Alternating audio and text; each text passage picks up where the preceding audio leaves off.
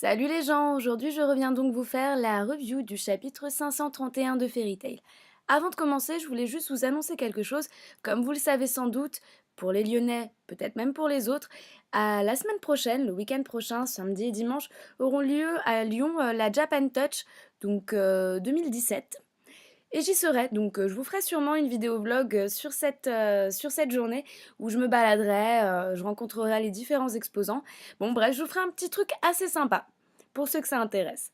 En tout cas, aujourd'hui, on revient sur le chapitre 531, qui commence donc avec cette page de couverture plutôt insolite, puisqu'on y retrouve Natsu en compagnie d'Acnologia. Acnologia qui a développé sur cette image une espèce de forme mi-dragon, mi-humain, puisqu'il a la possibilité de se dresser sur ses deux pattes.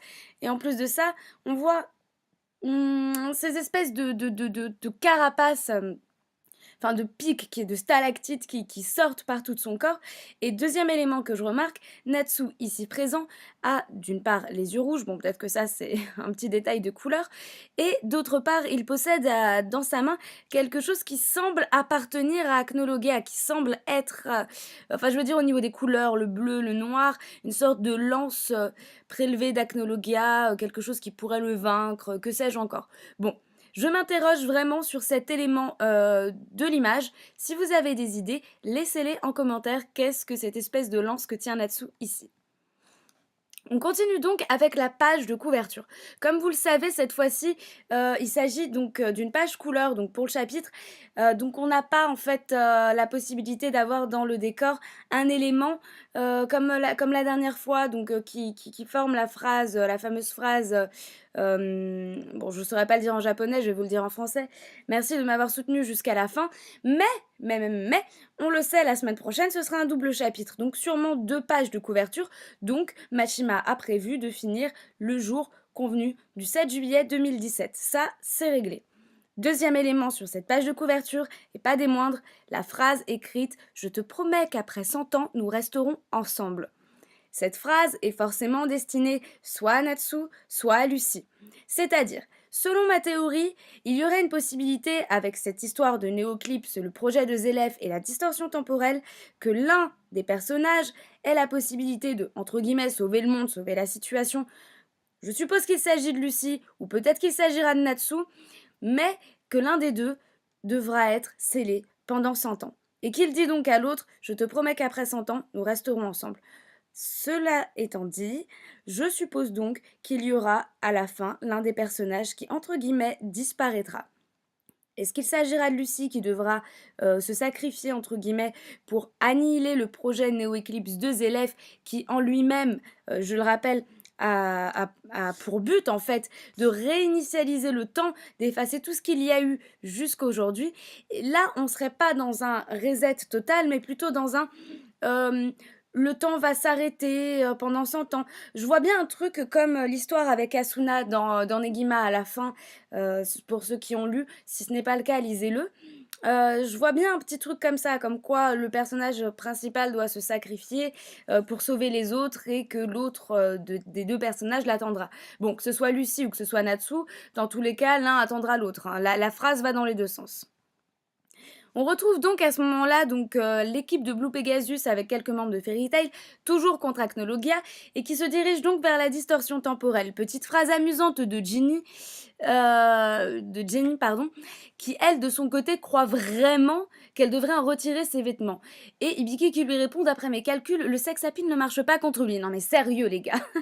Non mais on s'arrête 2 secondes. On parle d'Acnologia. Est-ce que tu crois vraiment à une seule seconde que ton petit cerveau de blonde écervelé à grosse poitrine puisse... Cerveau de blonde écervelé. Il y a comme un souci ici. Enfin bref, tout ça pour dire, est-ce que tu crois vraiment que ça va marcher contre Acnologia? Comment tu te poses la question, meuf, sérieux? Bref, on retrouve donc Wendy, Anna, donc, oh, j'ai bien réussi à le dire, Anna cette fois-ci. Il y a un problème là encore. Wendy dit à Anna, je veux récupérer mes souvenirs parce que j'arrive pas à me rappeler de vous. Wait a minute girl, il y a un souci là. Comment tu peux dire à Anna que tu ne te rappelles pas d'elle, l'appeler Anna Sensei, donc sachant qu'elle a été ton professeur, dire que tu te rappelles pas d'elle alors que dans le chapitre précédent et le chapitre encore d'avant, tu lui faisais des câlins, tu lui disais oh je suis contente de vous retrouver et t'étais la première à la reconnaître. Enfin, je veux dire, Encore tu dirais: «OK, son visage me dit quelque chose», genre, petit flashback, tu vois? Enfin, genre, petit moment dans ton cerveau qui reviennent, non. Là, c'est carrément elle a réussi à la nommer, donner son prénom, donner son titre. Il y a un petit bug là, enfin, selon moi. Bref, on arrive donc à Djellal et à Erza. Djellal qui, à ce moment-là, soulève un point assez intéressant, selon moi. Comme on le sait, Anna et Zélève, dans le passé, étaient alliés, ils étaient amis, ils se sont connus, côtoyés. Est-ce qu'ici, le point qu'aborde Djellal, est-ce qu'on peut vraiment lui faire confiance, ne serait pas une façon de nous suggérer que peut-être Anna est toujours en, comment dire, en, de connivence avec Zélèphe. Et puisque le but de Zélèphe est aussi de sceller Acnologa, il veut le détruire, ça on le sait. Mais c'est aussi le but d'Anna.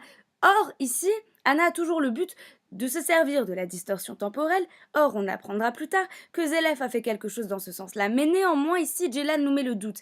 Et Erza, elle, de son côté, la croit. Et de toute façon, ils n'ont pas le choix. Djellal dit que c'est l'une de ses qualités, mais que c'est également sa faiblesse. Et je le rejoins dans ce sens-là. Et faire confiance à une meuf comme ça, sortie de nulle part, juste parce qu'elle ressemble à Lucie et que Wendy semble la connaître, c'est quand même assez léger, vu la situation. Qu'importe. On a donc Acnologia qui continue de suivre nos amis, enfin amis entre guillemets, mais il se rapproche de la distorsion temporelle, 400 mètres avant la distorsion, 300 mètres, 200 mètres, que tout le monde s'accroche à quelque chose, et puis là c'est parti, et on arrive donc à la distorsion temporelle. Est-ce qu'Acnologia a été réellement absorbé à ce moment-là? Et c'est la question que tout le monde se pose. Est-ce qu'Acnologia a été vaincu aussi facilement? Je veux dire, il n'y a pas vraiment eu de gros combats. Et puis selon moi, si Acnologia doit être vaincu, ce sera plus pertinent sous sa forme humaine que sous sa forme de dragon. Je m'explique.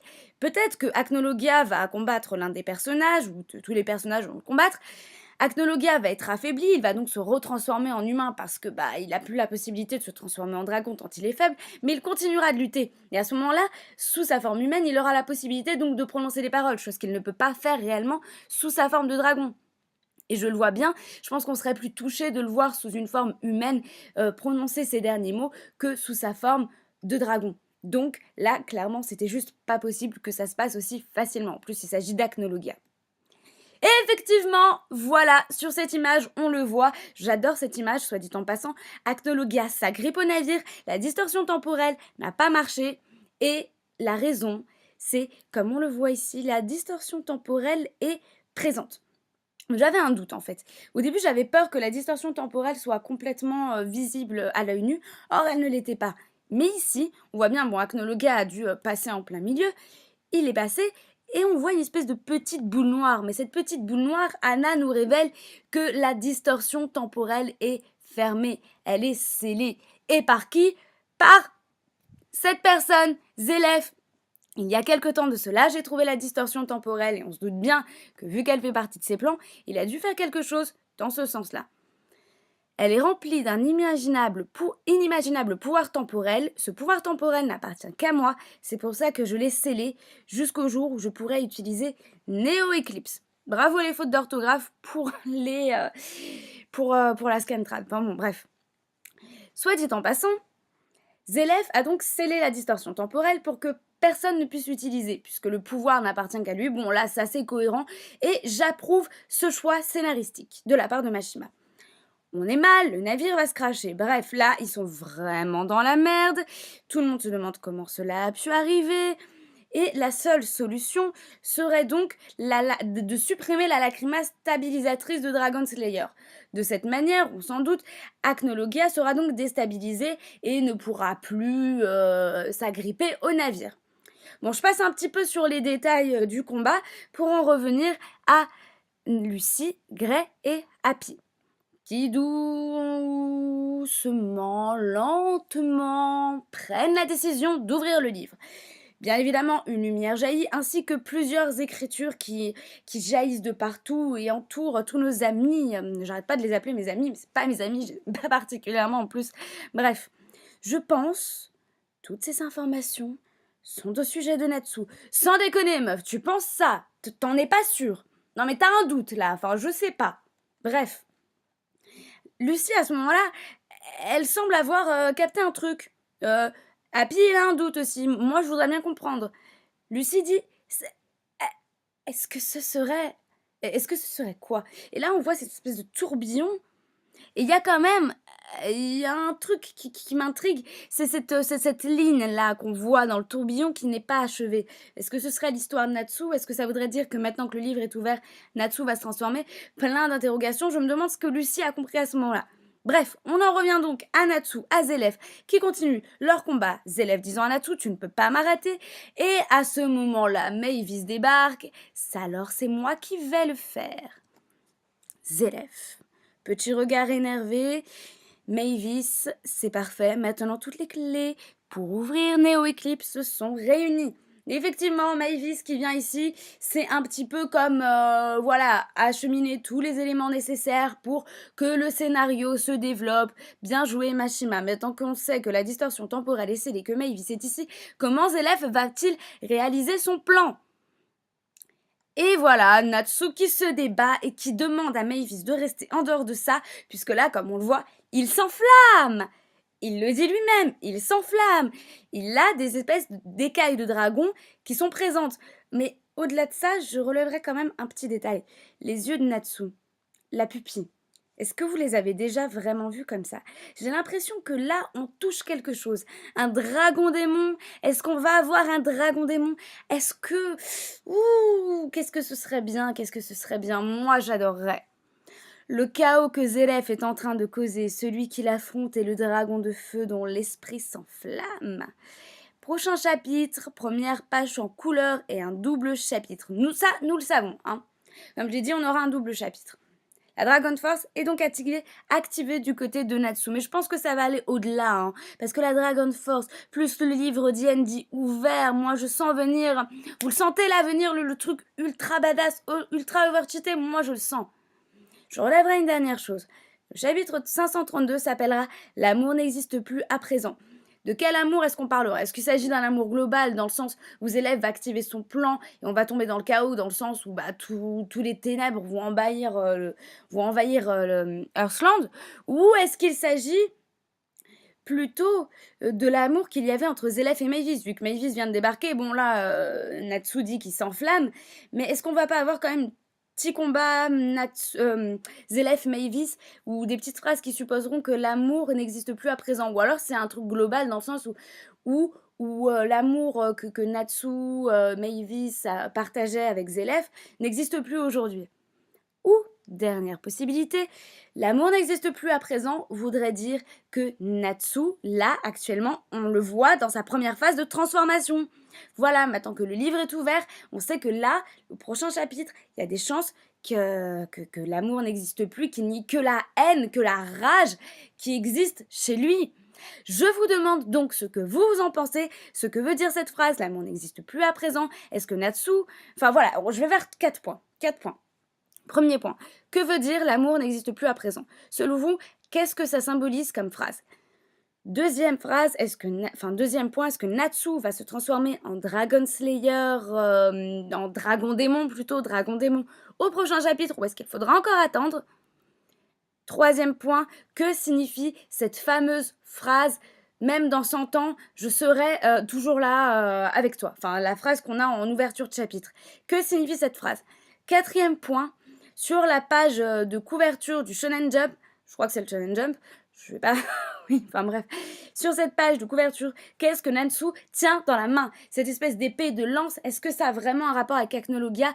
Qu'est-ce que cela signifie? Je vous laisse donc me répondre en commentaire. Je vous souhaite une excellente semaine et un petit bonus pour ceux qui auront suivi la vidéo jusqu'à la fin. Je vous annonce que j'ai fait l'acquisition récemment d'un petit jeu que tout le monde connaît et que je vais y intégrer dans ce jeu des personnages de Fairy Tail et je pense qu'on pourra faire un truc assez sympa, assez comique. Je pense qu'on pourra tous s'amuser les uns les autres. En attendant, je vous souhaite une excellente fin de semaine. Je vous fais des gros bisous. Salut!